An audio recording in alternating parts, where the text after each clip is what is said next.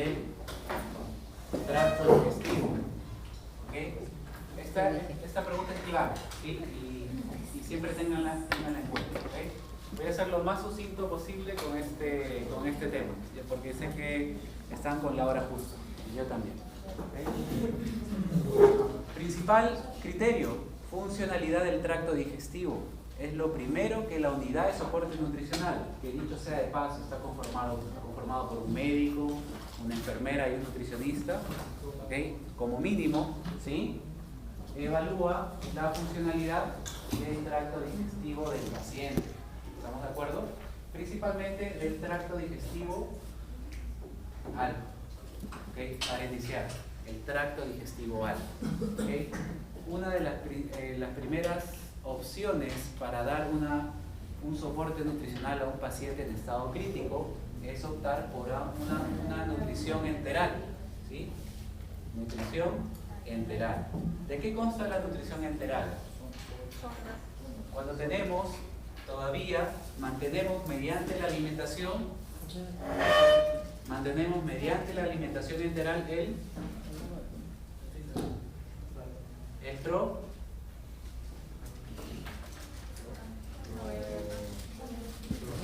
el trofismo intestinal. ¿Qué pasa con el borde de cepillo o los enterocitos en un proceso de ayuno prolongado? ¿Quién me dice? Se atrofian, por supuesto. Se atrofian. Quiere decir que la nutrición enteral, que ahora vamos a ver sus características, es más fisiológica. ¿Sí? La nutrición enteral es la primera opción que deben tener ustedes para iniciar un proceso de soporte nutricional, porque es más fisiológica, mantiene el trofismo intestinal. ¿Estamos de acuerdo? Y mantener el trofismo intestinal es bastante, ¿no? Es muchísimo, ¿sí? Porque el trofismo intestinal no solamente tiene que ver con proteínas de transporte, no solamente tiene que ver con algunos nutrientes, sino también tiene que ver con la volemia del paciente, tiene que ver con la inmunidad del paciente, el gasto metabólico en reposo, entre otros factores. ¿Estamos de acuerdo? Entonces, quiere decir que la nutrición enteral es mejor porque es fisiológica, ¿sí? Mantiene el trofismo intestinal. ¿Estamos de acuerdo? Para la nutrición enteral, ya de paso este es el beneficio más alto, tenemos algunos criterios, ¿sí? Algunos métodos. El primero es evaluar justamente la funcionalidad del tracto digestivo para escoger la sonda que se va a poner, ¿sí? ¿Okay?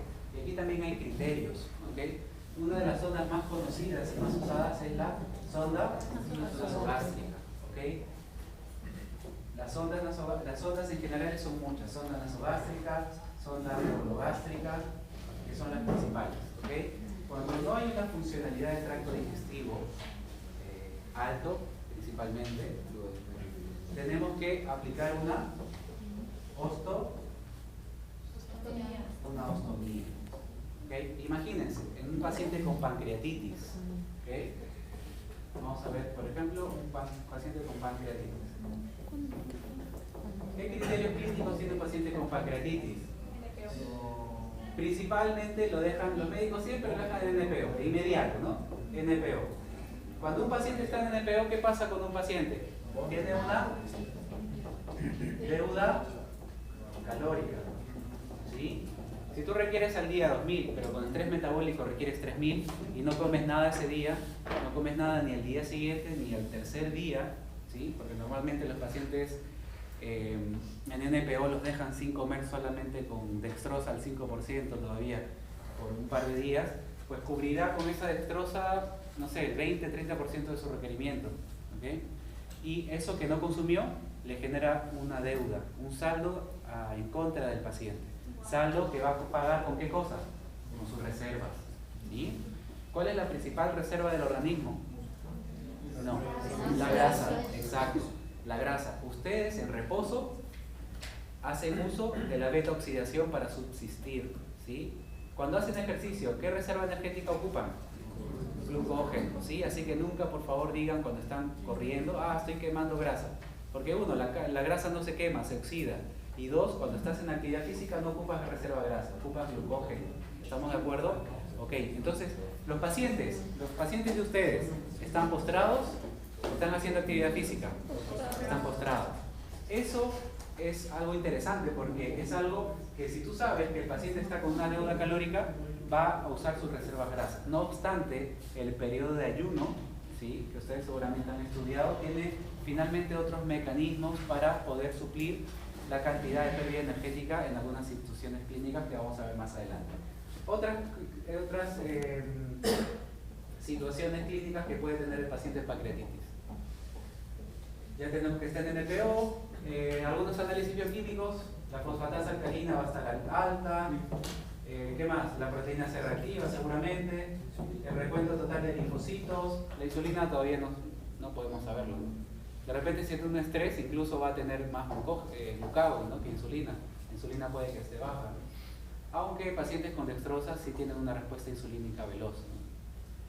Pero bueno, recuento total de linfocitos alto también, todo alto, ¿no? Todo lo que nos indica estrés metabólico. ¿Qué más? La serie blanca del hemograma, ¿qué nos muestra? Granulocitos. ¿Cuáles son los granulocitos? Los eosinófilos, basófilos y neutrófilos, ¿ok? Los macrófagos también. Otra parte de la serie blanca de un hemograma, las plaquetas, ¿sí? La trombocitopoiesis que genera plaquetas, ¿no? También están elevadas, ¿ok? ¿Qué más? ¿Qué más tenemos en un paciente con pancreatitis? Fisiológicamente hablando, o fisiológicamente hablando. Lo tenemos aquí. La pancreatitis puede ser por una colestasis, colecistitis o coledocolitiasis, ¿no? Pasado aquí el cálculo, llega hasta aquí. ¿Cómo se llama este esfínter? Brody, ¿no? Aquí se generan todas las cantidades de amilasas. ¿Qué más tiene el jugo pancreático? Peptidasa, lipasas. ¿Qué más? ¿Qué es esto? Bicarbonato. ¿Por qué bicarbonato?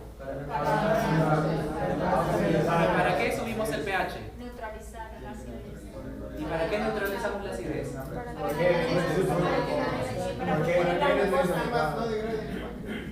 No, tampoco. Porque estas enzimas funcionan en un pH específico, ¿no? No pueden funcionar en un pH muy ácido. Si alguien lo dijo por ahí, excelente. No escuché cuando salió la verborrea ahí, no lo logré escuchar bien, ¿sí? Bueno, esta inflamación genera toda esta respuesta metabólica normal, bioquímica. Tú ves, recuento todos los linfocitos, le duele aquí, señor, ustedes van a apretarle ahí, ¿no?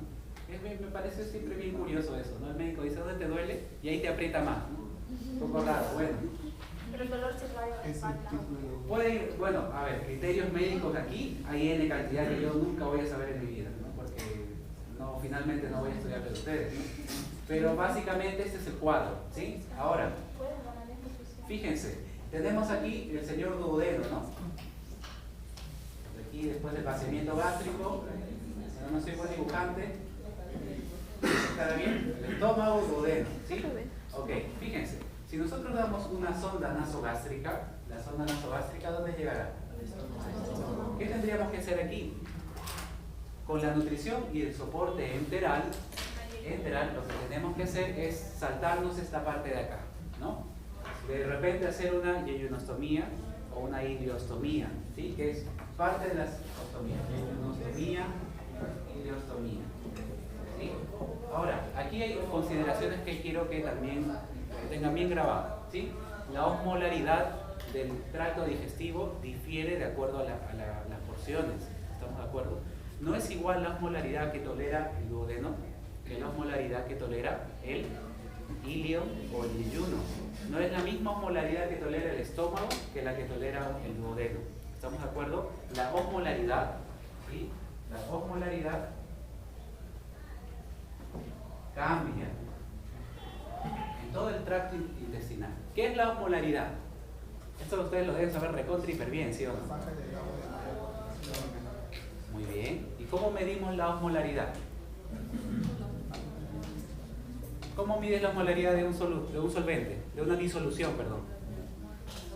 Por los milimol por litro. ¿Estamos de acuerdo? Por el milimol por litro, ¿sí? Y aquí entramos a otro criterio importante de la nutrición.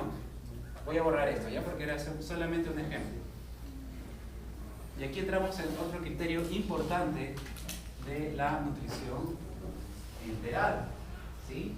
De que cada elección que tengamos de la sonda tiene que tener una osmolaridad específica, ¿estamos de acuerdo? Si obviamente tenemos un paciente con una sonda nasogástrica, ¿okay?, que simplemente no come alimentos porque, bueno, está ancianito, es sedéntulo, no puede comer bien, está con Alzheimer, tiene riesgo de broncoaspiración, algunos criterios más, y decimos, bueno, el señor ya está anciano, tiene 180 años, pobrecito, ¿no? Bueno, no va a poder masticar, hay que ponerle una sonda nasogástrica. La osmolaridad de la fórmula que tú le vayas a dar aquí no debe ser la misma de la que le des acá. ¿Por qué? ¿Qué pasa cuando el sistema digestivo no tolera una osmolaridad específica de un producto? Puedes perder líquido.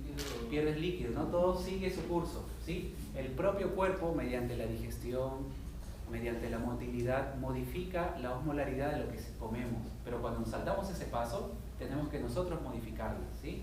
Entonces, fíjense, aquí lo que tienen que tener en cuenta es la osmolaridad de la fórmula. ¿Ok? En una fórmula entera, ¿ok? Esas son las fórmulas como el Ensure, ¿sí?, en polvo, el Enterex, Victus, Hemoker, hay gran cantidad, es todo un mercado de fórmulas. Así como ustedes tienen medicamentos, pues nosotros tenemos un montón de opciones para fórmulas. Y no solamente para pacientes críticos, sino hay fórmulas para ancianos, para deportistas, para estudiantes, para niños, para mujeres, para hombres, para homosexuales. No, para homosexuales no. Pero hay gran cantidad de fórmulas, ¿no? A eso quiero llegar, que hay gran cantidad de fórmulas. ¿Cómo que para ti? ¿No? Por favor, más respeto a ustedes. Por favor. A lo que voy es que hay una gran variedad de fórmulas, ¿sí? Y uno de los criterios que tienen que tener en mente al principio de todo este proceso es ver la osmolaridad. Ahora, ¿de qué depende la osmolaridad de una fórmula? De una fórmula, no de una disolución todavía, sino de una fórmula. ¿Por qué? Porque aquí la fórmula es el polvo todavía, ¿sí? Todavía está polvo, todavía no la estás mezclando con el líquido. Depende del peso molecular de sus nutrientes, de los nutrientes que tenga la fórmula. ¿Estamos de acuerdo? ¿Y qué es el peso molecular? La suma de cada componente de qué? Del propio nutriente, ¿no es cierto? Okay. ¿De qué otra cosa depende el peso molecular de un nutriente? Perdón, de una fórmula.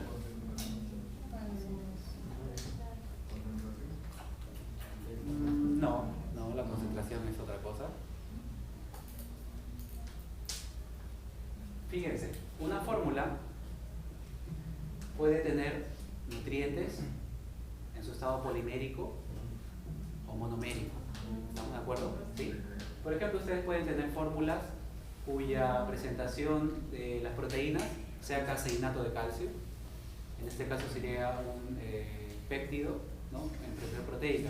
Pueden tener otra fórmula que no les dé caseinato de calcio, sino les dé BCAAs, ¿no?, aminoácidos ramificados. Entonces el peso molecular disminuye. ¿Ok? Vamos a poner aquí peso molecular, la presentación polimérica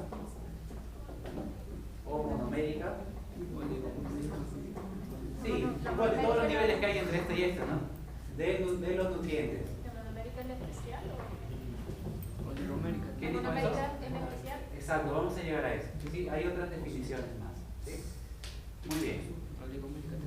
Sí, claro, y todos los niveles que hay entre esto y esto, ¿no? Que hay un montón de niveles acá, ¿no? La presentación polimérica o monomérica o del resto de las presentaciones de los nutrientes que tenga la fórmula. Entonces, ¿cómo uno puede saber eso? Leyendo la etiqueta, ¿no? Vas aquí, por ejemplo, una latita de Ensure.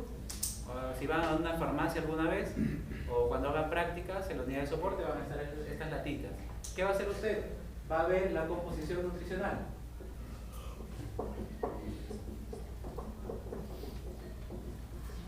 ¿Sí? Ve la composición nutricional y se va a dar cuenta que en carbohidratos, sale aquí, carbohidrato, la principal fuente de carbohidratos de esta fórmula de Ensure, digamos, es maltodextrina.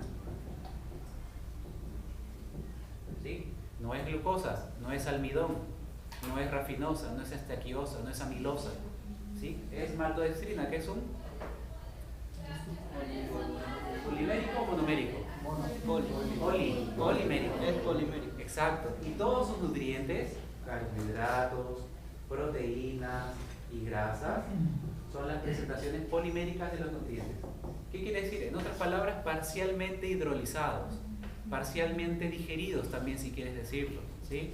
Por eso el Lechur se le conoce como una fórmula polimérica.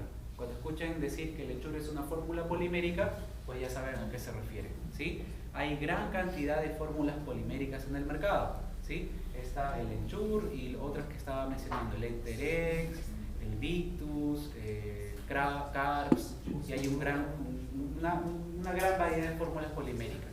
Lo que ustedes tienen que aprender, mis estimados, es que las fórmulas poliméricas, al tener una presentación de nutrientes parcialmente hidrolizados, están especialmente recetadas para cuando tienes un paciente con una sonda nasogástrica u orogástrica. Como máximo, una sonda nasoduodenal. Sonda nasoduodenal. Como máximo. Esto me estaba yendo muy para acá. Mejor lo tengo aquí. Como máximo, una sonda nasoduodenal. ¿Por qué? Por lo que dije al principio. El duodeno, el estómago, ¿no? tolera una osmolaridad alta, ¿sí? Tiene los componentes y los jugos fisiológicos para poder tolerar esa gran osmolaridad de estos elementos que todavía no están hiperdigeridos. Todavía la maltodextrina se puede seguir digiriendo, ¿sí? El caseinato de calcio se puede ir hidrolizando todavía, ¿sí? Ahora, una sonda nasogástrica nunca va a tener un paciente con pancreatitis, ¿sí? Un paciente con pancreatitis debe saltarse esa conexión con el esfínter de Oddi entre el páncreas y el duodeno. Un paciente con pancreatitis puede tener una ostomía o incluso puede tener una sonda nasoyeyunal. Vamos a ponerla aquí, ¿no? Que salte esa parte para no estimular la producción de jugo pancreático. ¿Estamos de acuerdo? Y la monomérica. Cuando se habla de nasoduodenal o nasoyeyunal, Sí. no es una ostomía. No es una ostomía. Es el tubo que va por la nariz o por la boca. Va a pasar primero. Va a pasar primero el esófago, luego el estómago, luego el duodeno y puede llegar hasta el yeyuno. ¿Sí? Maestro, los nutrientes monoméricos, ¿en qué situaciones se le administraría al paciente? Vamos a llegar a eso. Todavía estamos ahí. ¿Sí? Pero vamos a llegar. ¿Pregunta? ¿Alguna pregunta, chicos? ¿Todo bien? ¿Se entendió? ¿Señorita? Sí. ¿Todo bien? Listo. ¿Okay? Hay situaciones patológicas. Es simple fisiopatología. Si tú no quieres estimular la contracción vesicular, porque el paciente tiene colelitiasis, colecistitis o colodecolitiasis, si no quieres estimular la contracción pancreática, porque tiene pancreatitis, tiene SEA de páncreas, tiene mieloma múltiple, tiene un montón de enfermedades pancreáticas, pues te saltas esa parte digestiva, para evitar la contracción. ¿Cómo logras esto? Con una sonda que se pase hasta directo a una parte específica del intestino que tú quieras, o no lo pasas por una sonda, sino directamente al duodeno, al yeyuno, al ilio. Normalmente las sondas las ponen las enfermeras, ¿sí? Ellas son muy expertas, te calculan la longitud y te lubrican el dispositivo y van metiendo, ¿no? Los médicos, ustedes son los que van a hacer la ostomía y le ponen ahí un botoncito para que el paciente se alimente por esa forma, ¿sí? Muy bien. Ahora, una vez dicho esto, ¿sí?, de la composición polimérica, que normalmente está recetado para cuando el nutriente está yendo a una parte del intestino delgado que sí lo tolere, ¿sí? Porque dicho sea de paso, si yo le doy una fórmula polimérica a un paciente que tiene una sonda, cuya sonda u ostomía llega al yeyuno, muy probablemente el paciente se nos va a ir en diarreas. ¿Por qué? Porque la osmolaridad es muy alta. Al yeyuno, ¿qué tipo de nutrientes tienen que llegar? Exacto, ya completamente digeridos, ¿sí? Completamente hidrolizados. en su estado monómero. Si nos atrevemos a darle una maltodextrina al ilion, ya olvídate, ¿no? Va a tener el paciente un montón de peritactismo, va a eliminar agua, ¿sí? Si tú eliminas agua del colonocito, tenemos aquí el colonocito, principalmente reabsorbe agua, ¿sí? Aquí hay gran cantidad de bacterias.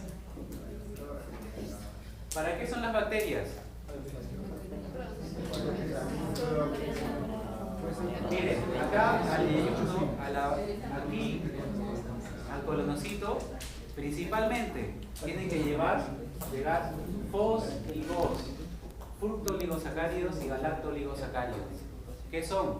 Son algunos tipos de fibras que las bacterias utilizan como prebióticos, tipo un alimento. Esta fermentación bacteriana genera ácidos grasos de cadena corta, butirato, propionato y acetoacetato. El butirato es el combustible esencial del colonocito, ¿sí? Las vitaminas del enterocito. Pero la respiración celular del colonocito depende de este de aquí. Si tú le das una fórmula polimérica a un paciente que tiene una ostomía o una sonda dirigida al ilion, vas a barrer con todo esto, ¿no? Con toda la flora bacteriana, ¿sí? Va a tener diarrea, no va a tener reabsorción de agua, de potasio, de sodio, ¿sí? Entre otras, bueno, aquí hay gran formación de gas también, pero vas a barrer con todos estos ácidos grasos de cadena corta. Estos dos de aquí se van hacia la circulación porta para el hígado para sintetizar unas lipoproteínas, ¿ok? O sea, vas a perder toda esa capacidad de respiración celular del colonocito, solamente por no respetar las osmolaridades, como dije al principio, del intestino, ¿ok? Cuando vayas a dar, para cerrar esta primera parte, una nutrición enteral, ¿qué es lo principal que tienes que tener en cuenta? La funcionalidad del tracto digestivo. Y segundo, la osmolaridad de dónde vas a iniciar o suministrar la nutrición enteral. Son esas dos únicas preguntas que les voy a hacer, que creo que es lo que más les interesa, ¿no? En el examen. Y de hecho es lo más importante que tienen que tener en cuenta. La funcionalidad del tracto digestivo y la osmolaridad o la capacidad osmolar de la parte del intestino donde está llegando la fórmula que le estás dando, ¿no? La fórmula que le estás dando. ¿Sí? ¿Esta fórmula la tenemos que poner en números o solo...? No hay números, no. Calcular eso lo hacemos nosotros, ustedes ni se preocupen, ¿sí? No le tienen que poner el número. Así como hay fórmulas poliméricas, mis estimados, también hay fórmulas monoméricas. ¿Para qué tipo de pacientes? Las fórmulas monoméricas son justamente lo que he estado repitiendo todo este rato. Son destinadas a pacientes cuya ostomía o cuya sonda llega a un espacio del sistema digestivo delgado que necesita una hidrolización total de los nutrientes. Como por ejemplo, ¿qué espacio del intestino delgado? El yeyuno y el ilion principalmente. Ese es el criterio que tienen que tener. ¿Ok? ¿Le pueden dar una fórmula monomérica a un paciente que tiene una zona nasogástrica? Sí podrías. Sí, porque igual lo va a tolerar.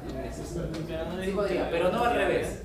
No al revés. No podrías darle una fórmula polimérica a un paciente que tiene una ostomía a nivel hacia el yeyuno lineal. Porque les dicho sea de paso, también hay ostomías al estómago, ¿no? Una gastrostomía, ¿sí? Ese es el criterio. Fórmulas poliméricas. Normalmente las fórmulas monoméricas, las poliméricas vienen en polvo, ¿sí? Las monoméricas vienen en líquido. Aquí una de las más conocidas es el Osmolais, ¿sí? Ya viene en una botella, tiene una botellita de 1 litro, ¿sí? En 1 litro te aporta todos los nutrientes, ¿sí? La densidad energética de estas fórmulas es de 1 a 1. ¿Qué significa esto? ¿Qué significa densidad energética? De que para cada miligramo hay una caloría, ¿sí? La mayoría de fórmulas destinadas para pacientes con estas ondas o con estas ostomías son con una densidad calórica de relación de 1 a 1, ¿no? Un mililitro, sí. Aquí mililitro también porque la fórmula activa es cuando la mezclan con agua.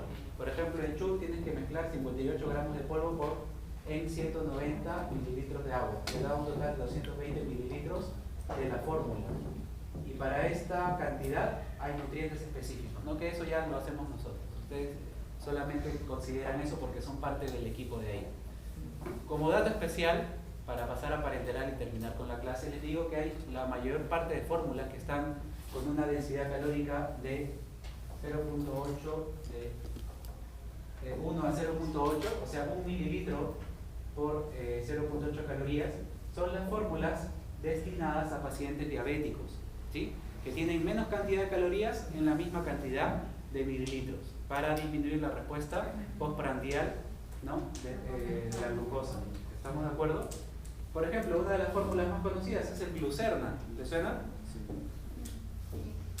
Es una fórmula súper conocida para diabéticos. Ellos sí tienen una disminución en la cantidad calórica por mililitro de la fórmula, ¿sí? Otra situación clínica en la que se busca dar menos cantidad de calorías por mililitro es en enfermedades pulmonares, ¿sí? Aquí pusimos diabetes, no puse. Voy a poner aquí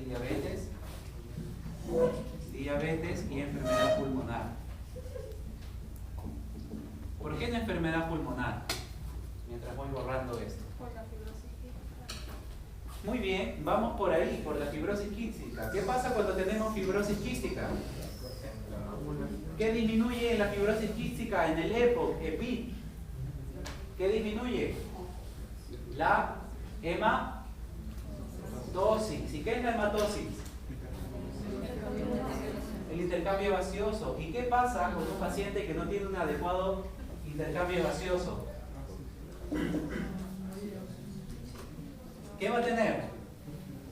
Un paciente que no tiene un adecuado intercambio gaseoso. ¿Cómo? ¿Cómo? Estás muy cerca, ¿no? Tiene un nombre mucho más bonito. Desequilibrio ácido-base. ¿Sí? Desequilibrio ácido-base. ¿Qué tienes que tener en cuenta un desequilibrio ácido-base? Primero, pH. ¿Qué otra cosa más?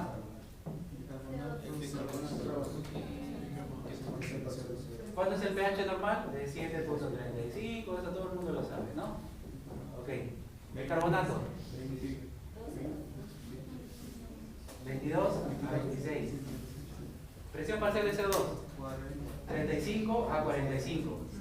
¿Qué cosa? Miligramos de mercurio, ¿no? Cuando este está menor, se le conoce como hipocapnia.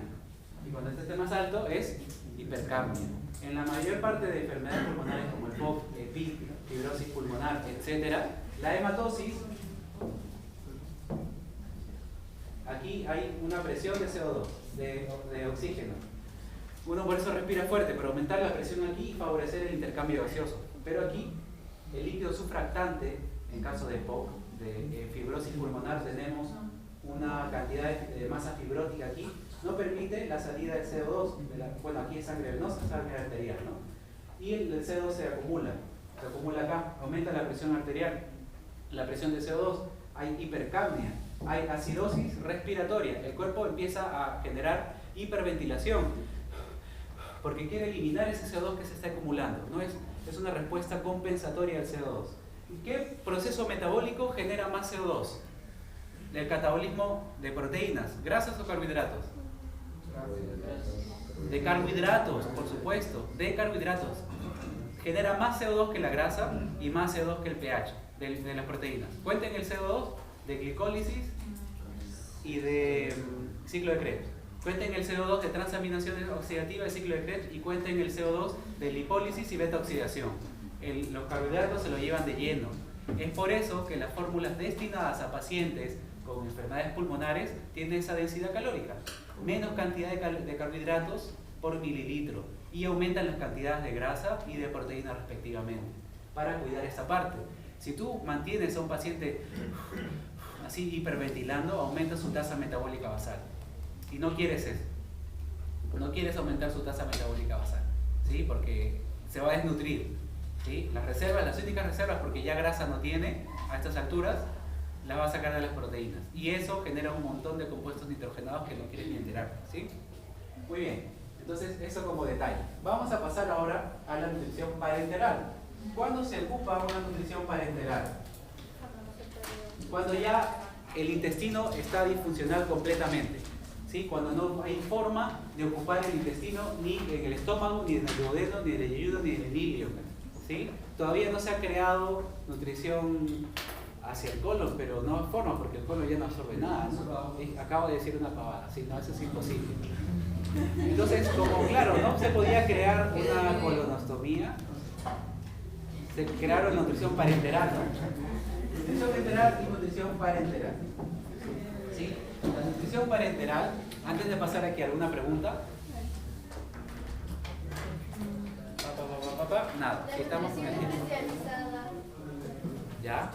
eso va en enteral, ¿cierto? ¿Nutrición especializada? Sí, que se da justamente a la fórmula especializada.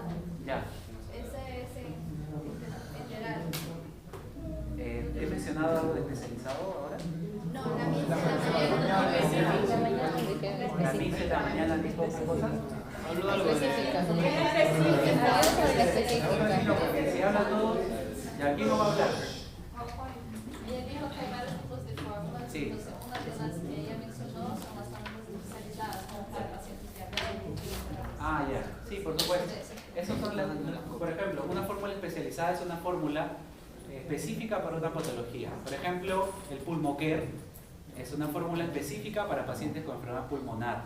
El Glucerna es una fórmula especializada para pacientes diabéticos. ¿Sí? Entonces, esas fórmulas se pueden ocupar para nutrición enteral, no para parenteral. Es solamente para nutrición enteral. Nivel gastrostomía, duodenostomía y algunas sí pueden llegar a yuyunostomía. ¿Qué es lo que tienes que tener en cuenta ahí? La presentación. Si es en polvo, sabrás que su osmolaridad normalmente es más alta. Es lo que les dije, esa es la diferencia. Si es en líquido, normalmente ya está casi todo hidrolizado. Y te aseguras poderlo dar en el yuyuno o en el ilio. ¿Está bien? ¿Quedó claro? Ya. Muy bien. Bueno, vamos a terminar con esta parte. Ya sé que es hora, pero vamos a hacerlo rápido. Nutrición parenteral es una nutrición cuando el tracto gastrointestinal está completamente disfuncionante. Hay 1 millar de patologías que te condicionan a esto. 1 millar de negligencia médica que también te condiciona a esto. ¿Sí? Que dejan gasas por acá, un bisturí por aquí. Eso no pasa acá, ¿no? No pasa, ¿no? Pero no va a pasar. Sí. Por supuesto que no va a pasar. Sí, súper seguro. No lo dudo. Es cierto, no he dicho nada. Hay procesos quirúrgicos que de por sí no te condicionan a una nutrición enteral, ¿no? Una recesión del intestino, síndrome del intestino corto, espino celíaco, celiaquía, flu tropical, qué sé yo, un montón de enfermedades, ¿sí? Sea gástrico, entre otros. Entonces se opta por una nutrición parenteral. Les quiero comentar algo. La nutrición parenteral es muy buena, pero no es fisiológica, ¿sí? ¿Por qué? Porque los nutrientes van directo al torrente sanguíneo. Aquí sí no hay de parcialmente hidrolizados, oligoméricos y qué sé yo. Acá todos los nutrientes tienen que ser 100% hidrolizados. Si a alguien se le pasa un dipéptido, ya lo mataste. Por supuesto, aquí es todo hidrolizado. Y bueno, nunca ha pasado, ya todas las fórmulas vienen en bolsas líquidas, ¿sí? Completamente hidrolizadas. Y aquí tenemos dos formas de pasar una nutrición parenteral. Nutrición parenteral central y nutrición parenteral periférica. En la nutrición parenteral central, ¿sí? Se pone la vía en la vena, ¿cómo se llama la que está debajo de la clavícula? Ah, subclavia. Subclavia. En la vena basílica también. Solo que no me acuerdo si basílica es con B chica o V. Con V o B grande. Gracias, chicos. Gracias por participar. Gracias por participar, chicos. Basílica, sí, a una de estas dos. ¿Qué es lo bueno de esto de aquí? Que esto tolera una gran osmolaridad. Profe, ¿también se ve osmolaridad aquí? Sí, también se ve osmolaridad. ¿Sí? La periférica se da en una de estas dos venitas que no me acuerdo el nombre. Braquial, ¿no? Braquial. Bueno, ya la que sea. Ya, no me acuerdo el nombre. ¿Sí? No me acuerdo. Aquí la diferencia, esta es una gran osmolaridad, tolera gran osmolaridad. Esta señora de aquí tolera menos osmolaridad. No sé cuáles son los criterios, ya me contarán ustedes, ¿no? Cuando egresen y hagan una retroalimentación conmigo, ¿no? No sé cuáles son los criterios para ver si es que una vena tolera o no tolera más o menos osmolaridad, ¿no? La verdad es que no lo sé. No lo sé, la verdad. ¿Será el grosor? ¿Serán las válvulas? ¿El flujo sanguíneo? Sí, puede ser. Bueno, para esto ahí tenemos dos criterios. Si tenemos una arteria, la subclavia es una vena, ¿no? Gracias. Si tenemos una vena, mis estimados, ya voy a terminar. Después se siguen haciendo cosquillas. Después, ya, tranquilos. Calmen ese. Si tenemos una vena que tolera una gran osmolaridad, tenemos la opción de combinar los 3 nutrientes específicos o los 3 macronutrientes, ¿sí? Proteínas, bueno, aminoácidos, ácidos grasos y dextrosa. Todos estos se mezclan en la bolsa de dextrosa, ¿no? Tenemos aquí la bolsita y aquí está la dextrosa, puede ser al porcentaje que se necesite de acuerdo al requerimiento del paciente, llegamos a 5%, y aquí se mezclan los aminoácidos y los ácidos grasos. Fíjense, hay gran cantidad de solutos en este solvente. Aumenta mucho la osmolaridad. Estas dos venitas de aquí sí la toleran, ¿sí? No hay riesgo de flebitis, riesgo de ruptura, no sé si es lo mismo que flebitis, ¿no? Pero sí se tolera, ¿sí? Si tú le das esta combinación aquí, ya fuiste, ¿no? El paciente puede hasta morir. Acá sí lo tolera. Esta combinación, una pregunta pues que pueda que sea de examen, pero que es con la que se van a topar mucho. Es una combinación 3 en 1, ¿sí? 3 en 1. Sí, esta de aquí, la central. Sí. Siempre la combinación central de sustancias puede ser de 3 en 1. ¿Por qué? Porque puedes mezclar todo en una sola bolsa. No obstante, también puedes mezclar aminoácidos con dextrosa. También lo puedes mezclar así. Sería 2 en 1. ¿Sí? Pero lo máximo que se puede hacer con la central es 2 en 1. Lo máximo que se puede hacer con la periférica es 2 en 1. Dextrosa, porque el paciente siempre va a tener dextrosa o con aminoácidos o con ácidos grasos. ¿Sí? O con aminoácidos o con ácidos grasos. No le puedes dar una combinación 3 en 1 a un paciente con una nutrición parenteral periférica. ¿Sí? No puedes, ¿ok? Entonces aquí tenemos que tener un criterio. ¿A quiénes se le pondrá nutrición parenteral central y periférica? ¿Cuáles serán los criterios? El primer y único criterio que necesito que sí recuerden siempre es el tiempo con el que el paciente va a estar con la sonda, con la nutrición parenteral. Es el tiempo. Ese es el principal criterio que deben tener en cuenta, el tiempo. Si tenemos un paciente que sabemos que se va a recuperar rápido, ¿sí? Que tiene un pronóstico clínico de acuerdo a los criterios de valoración subjetiva médica que ustedes tengan, que sabemos que se va a recuperar en una semana, en 2 semanas como máximo, esta va a ser la principal opción, porque ya se va a recuperar. De repente pueden hacer una nutrición mixta también, porque es posible hacer parenteral con enteral, ¿no? Está aquí con su nutrición acá, pero también puede ir comiendo alguito para mejorar el trofismo intestinal, ¿sí? Ese es un criterio. Pero si sabemos que tenemos un paciente que va a estar con esta nutrición 4 meses, 6 meses, 8 meses, etcétera, se opta por la nutrición central. ¿Estamos de acuerdo? Ese es el principal criterio, el tiempo. ¿De acuerdo a qué cosa el tiempo? Al pronóstico. ¿Y quién hace el pronóstico clínico? Ustedes, señores, ustedes son los que hacen el pronóstico clínico. Hay pronósticos clínicos de enfermería, ¿no? Con la prueba Apache 2 y otras pruebas de valoración que tienen. Pero principalmente ustedes son los que hacen este criterio. ¿Estamos de acuerdo? Eso de ahí, ¿ok? Ahora, la nutrición mixta,